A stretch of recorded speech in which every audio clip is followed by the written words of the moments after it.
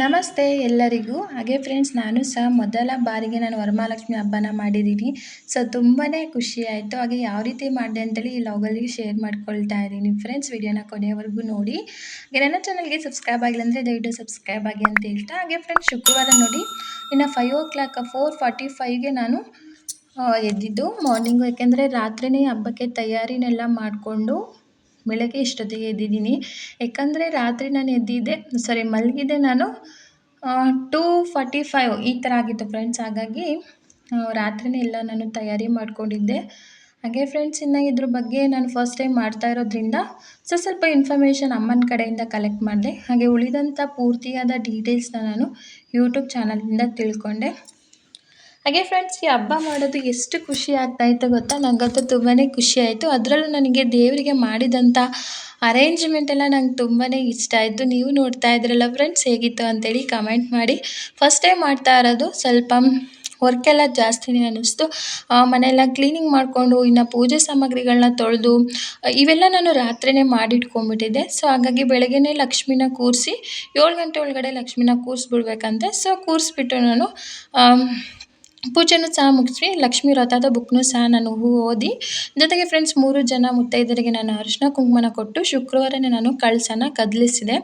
ನಂತರದಲ್ಲಿ ಶನಿವಾರ ಎಲ್ಲ ಸಾಮಗ್ರಿಗಳನ್ನ ಎತ್ತಿಟ್ಕೊಂಡ್ಬಿಡ್ಬೇಕಲ್ವ. ಹಾಗೆ ಎಲ್ಲ ಎತ್ತಿಟ್ಕೊಂಡು ನಂತರದಲ್ಲಿ ದೇವರಿಗೆ ಇಟ್ಟಂಥ ಮಡ್ಲಕ್ಕಿ ಇತ್ತಲ್ಲ ಫ್ರೆಂಡ್ಸ್, ಆ ಮಡ್ಲಕ್ಕಿನ ಯಾವುದಾದ್ರೂ ಹೆಣ್ಣಿನ ದೇವಸ್ಥಾನಕ್ಕೆ ಕೊಡಬೇಕಂತೆ. ಸೊ ಹಾಗಾಗಿ ನನಗೆ ನಿಯರ್ ಇಲ್ಲಿ ಕೆಂಪಮ್ಮ ದೇವಸ್ಥಾನ ಆಯಿತು ನಾವಿರೋ ಪ್ಲೇಸಿಂದ. ಸೊ ಅಲ್ಲಿಗೆ ನಾವು ತಗೊಂಡೋಗಿ ಮಡ್ಲಕ್ಕಿನ ಕೊಡೋಣ ಅಂಥೇಳಿ. ಹಾಗೆ ಫ್ರೆಂಡ್ಸ್, ನಾನು ಬೆಲ್ಲದಲ್ಲಿ ತುಪ್ಪದ ದೀಪಗಳನ್ನ ಹಚ್ಕೊಂಡಿದ್ದೆ. ಸೊ ಹಾಗಾಗಿ ಹಚ್ಚ ಬೆಲ್ಲನ ಗೋವುಗಳಿಗೆ ಕೊಟ್ಟರೆ ತುಂಬಾ ಒಳ್ಳೆಯದಂತೆ.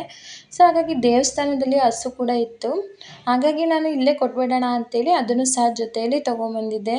ಹಾಗೆ ಫ್ರೆಂಡ್ಸ್, ನೀವು ನೋಡ್ತಾ ಇರ್ಬೋದು, ಅಲ್ಲಿ ದೇವಸ್ಥಾನದಲ್ಲಿ ಲಕ್ಷ್ಮೀ ಪೂಜೆಗೆ ಅಂತ ಎಷ್ಟು ಡೆಕೋರೇಷನ್ ಮಾಡಿದ್ರಂದರೆ ನೋಡೋಕ್ಕೆ ಕಣ್ಣು ಸಾಕಾಗಲ್ಲ ಫ್ರೆಂಡ್ಸ್. ಅಷ್ಟು ಎಲ್ಲ ಫುಲ್ಲು ದುಡ್ಡಿಂದಲೇ ಮಾಡಿದರು, ಎಲ್ಲ ಗರಿ ಗರಿ ನೋಟು. ಹಾಗೆ ನಾವು ಹೋಗಿದ್ದ ಟೈಮಿಗೆ ಎಲ್ಲ ಎತ್ತಿಡ್ತಾ ಇದ್ದರು. ತುಂಬಾ ಖುಷಿ ಆಯಿತು ಫ್ರೆಂಡ್ಸ್ ನೋಡಿ ದೇವ್ರನ್ನ.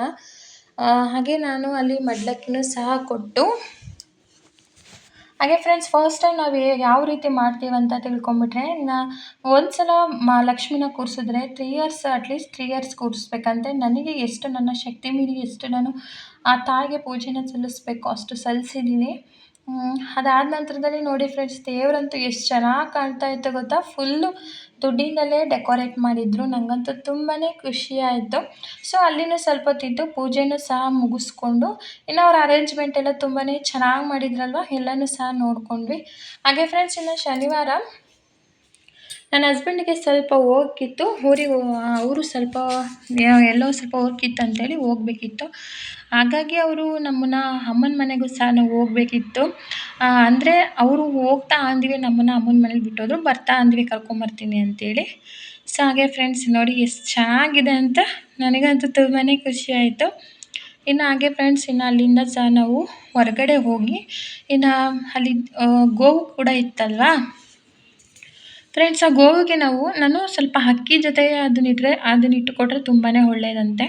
ಸೊ ಹಾಗಾಗಿ ನನ್ನ ಹಸ್ಬೆಂಡ್ ಇಲ್ಲೇ ಇದೆ ನೋಡು, ಇಲ್ಲಿ ಇಟ್ಬಿಡೋಣ ಅಂತೇಳಿ ಬೆಲ್ಲನ ಪುಡಿ ಮಾಡಿ ಅಕ್ಕಿಯೊಂದಿಗೆ ಹಾಕೋಣ ಅಂತ ಅಂದ್ಕೊಂಡ್ರು. ಬಟ್ ಅದು ಏನು ಮಾಡಿತು ಅಂದರೆ, ಗೋವು ಬೆಲ್ಲನೇ ತಿನ್ನಲಿಲ್ಲ ಫ್ರೆಂಡ್ಸ್, ಬರೀ ಅಕ್ಕಿ ಅಷ್ಟೇ ತಿನ್ಕೊಂತು. ಇನ್ನು ನಾನು ತುಪ್ಪದ ದೀಪ ಎಲ್ಲ ಹಚ್ಚಿದ್ನಲ್ಲ, ಅದು ಬತ್ತಿ ಎಲ್ಲ ಅದರೊಳಗಡೆ ಹಾಗೆ ಇತ್ತು. ನನ್ನ ಹಸ್ಬೆಂಡ್ ಅದನ್ನು ಮುರಿದು ಬಿಸಾಕಿ ಅದನ್ನು ಪುಡಿ ಮಾಡಿ ಕೊಟ್ಟರು. ಇನ್ನು ನನ್ನ ಮಗನಿಗಂತೂ ತುಂಬಾ ಖುಷಿ. ಅದು ತಿನ್ನೋದಲ್ವ ಬೆಲ್ಲ, ಅವನಿಗೆ ಬೆಲ್ಲ ಅಂದರೆ ಇಷ್ಟ. ತಿನ್ನೋಕ್ಕೆ ಕೇಳ್ತಾ ಇದ್ದ, ನಾವೇ ಬೇಡ ಅಂತ ಅಂತಿದ್ವಿ. ಅವನು ಕೂಡ ನನಗೆ ತುಂಬಾ ಖುಷಿ ಆಯಿತು. ಈ ಥರ ಒಂದು ಹಬ್ಬನ ನಾವು ಮುಗಿಸ್ಕೊಳ್ತೀವಿ. ಹಾಗೆ ನನ್ನ ಹಸ್ಬೆಂಡ್ ನನಗೆ ತುಂಬಾ ಸಪೋರ್ಟ್ ಮಾಡಿದರು ಪೂಜೆಗೆಲ್ಲ. ತುಂಬಾ ಖುಷಿ ಆಯಿತು.